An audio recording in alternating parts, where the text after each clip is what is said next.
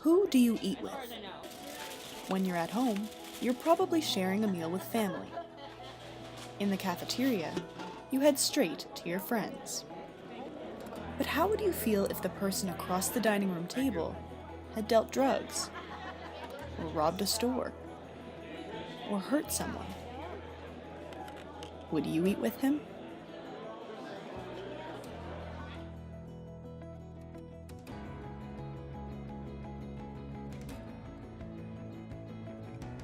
How would you feel if someone who was in jail, and you knew it, moved in next door to you? Nervous. You'd be nervous. Why? Like, I don't know if he would, what crimes he committed and what he will do again, I don't know if that makes sense. So what might be the first thing you do? Lock my doors, I guess. Yeah, that's pretty true, actually. People live in fear, right? Yeah.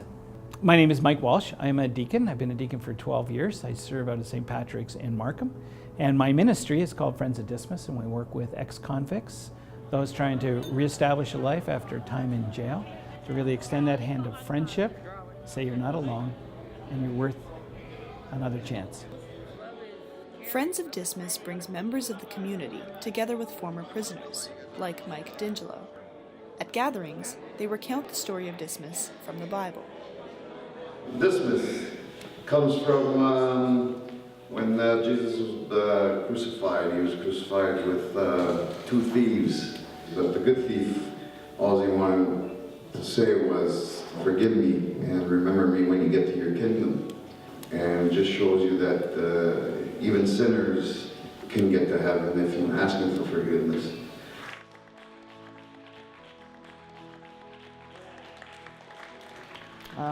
It was organized crime type of life and a lot of drugs.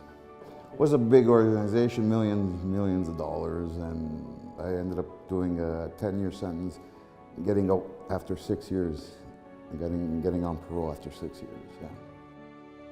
In prison, Mike got involved with the chaplaincy. It rekindled a passion from his youth. When I was a kid, I really enjoyed being at church. I was an altar boy, but life didn't go that way. But I'm back now, which is pretty cool. When Mike left prison, he faced the same temptations as before. Access to drugs, the allure of easy money. He needed help to rebuild his life the right way. He found Friends of Dismas. Deacon Mike I met through coming here at Dismas, and turned out to be one of the best things that's happened in my life. He's like a role model, father figure, and a big brother at the same time. And really a great person to go to spiritually. 10 years since leaving prison, Mike remains active with Friends of Dismas. He's become a role model for other former prisoners. It might seem like an unlikely mix. In the same room, you have convicted criminals, and you have volunteers from churches. You often can't tell who's who. And that's the point. We've all made mistakes, and we're all made equally. When I started in this ministry, I didn't really know what was going to be expected. That's been a great gift to me as well. Permanent deacons are ministers of the church. Most are married with families. And while they assist with sacraments, they don't celebrate Mass like a priest does. Here in the Archdiocese of Toronto, over 100 permanent deacons are community helpers. They serve the poor. They're chaplains in schools and hospitals, and run countless other ministries. Permanent deacons typically aren't paid for their ministry, yet they must undergo years of training at a seminary.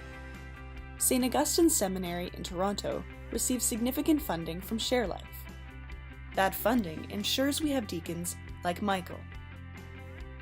It's important that people give to ShareLife and we support St. Augustine's, because this is where people that are going into this ministry, either the diaconate, the priesthood, are formed. And through ShareLife, supporting St. Augustine Seminary, we have this place. Imagine if you left prison and had no friends. You don't have a job. What might happen to you? First off, it would be really hard. You'd have no home, so pretty much you're homeless. And it would also be more likely for you to like fall back and like commit like the same crimes and stuff.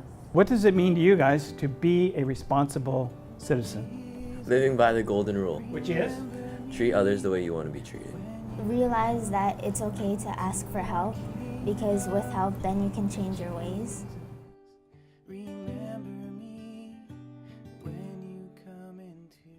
Well, one of the ways to be a responsible citizen, I believe, is to really follow Jesus, right? Who said, listen, love your neighbor as I have loved you.